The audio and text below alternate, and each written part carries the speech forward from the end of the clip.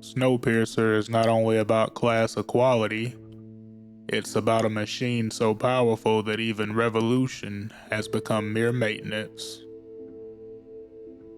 You see, the most terrifying thing about Snowpiercer is not the poverty or the violence. The real horror is that the revolution was scheduled. Curtis thinks he's fighting his way forward, from the tail to the front, from slavery to freedom, from hell to salvation. But every door he opens brings him closer to a truth Wilford already prepared for him. This is not a movie about rich people and poor people. It's about a system so complete that even rebellion becomes part of the machine. Snowpiercer takes the entire world and compresses it into one straight line. The poor are in the tail, the workers and soldiers are in the middle, and the rich live near the front. And at the very end sits the engine, treated less like a machine and more like a god. There are no elections, no escape routes, no outside world, and no alternative system. Just motion. The train never arrives anywhere. It only keeps moving. That is the first great symbol of the film. Progress without destination. Movement without freedom. Survival without life. The tail passengers are not poor because resources are simply scarce. They are poor because their misery is useful. Hunger makes them easier to control. Humiliation teaches them where they belong, and violence keeps them desperate enough to fight one another before they fight upward. The protein block reveal is not just disgusting, it is political. If the system can make you eat insects and feel grateful for survival, it has already conquered your imagination. That is why the tail section matters. It is not merely poverty. It is engineered dependency.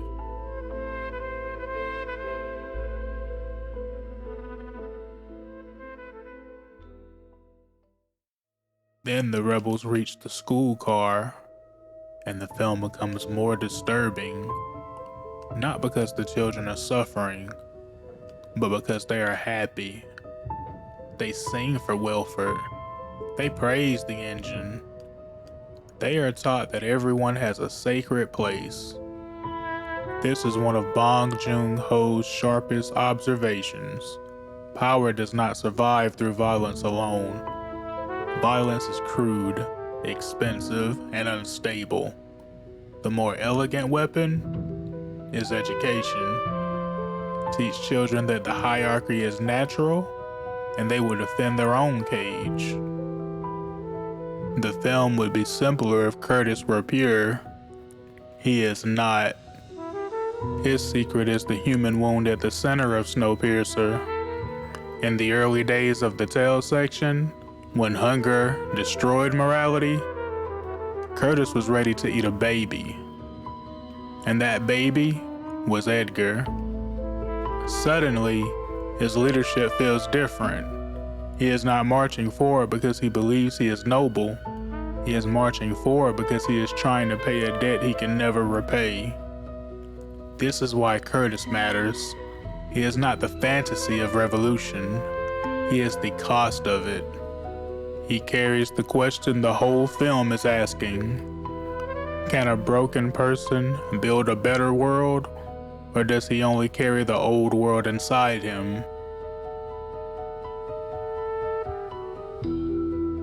Then comes the cruelest revelation. The uprising was not a surprise. It was managed. Wilford and Gilliam understood that the train needed periodic bloodshed. Too many people in the tail meant instability. Too much suffering meant explosion. So they turned rebellion into a pressure valve. Let the tale rise, let them fight, let them die. Then restore balance and call it necessity. This is the darkest idea in the film. A system that can predict your anger can use your anger. Wilford does not defeat revolution by crushing it. He defeats it by designing it. The engine room is filled like a temple. Warm light, sacred silence, a man waiting at the center like a priest.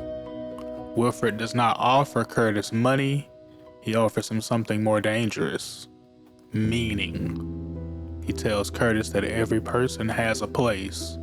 The tale has its place, the rich have their place, even revolution has its place. And then, he offers Curtis the throne. This is the final temptation, not to destroy the system, but to inherit it. That is how power preserves itself. It finds the rebel, praises his strength, and asks him to become the next guardian of the cage. And then Curtis sees the child giving themselves to the engine. At that moment, the metaphor stops being a metaphor. Every empire claims it protects civilization. Every brutal system claims its cruelty is necessary. But eventually, if you look closely enough, you'll find the small body trapped inside the gears.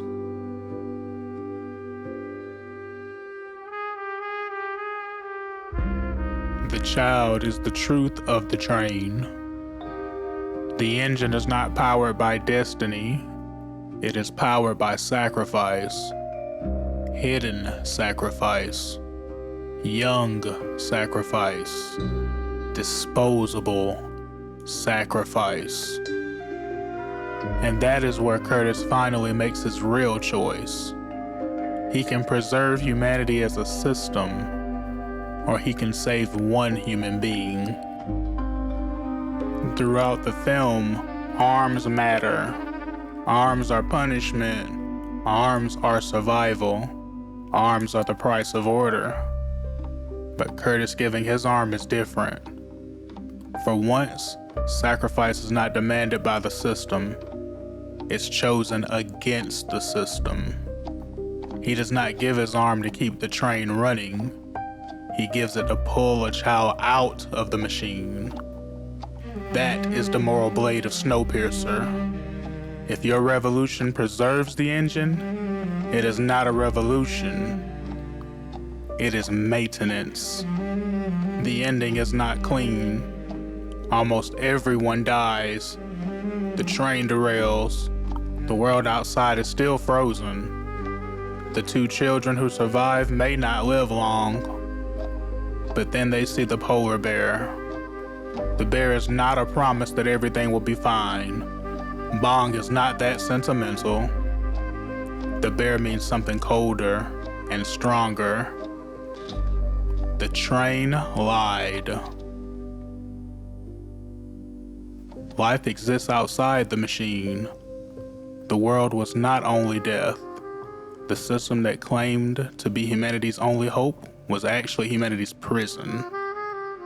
Snowpiercer does not give us utopia. It gives us possibility. And sometimes, possibility is enough to destroy a god. So the real question is not whether you would live in the tail or the front. The question is, what engine have you been taught to protect? What suffering have you been told is necessary? And when you finally see the child in the gears, do you keep the train running or step into the cold? If this changed how you see Snowpiercer, subscribe to the channel and you won't miss my analysis on Parasite next. Bong Joon-ho keeps returning to the same nightmare.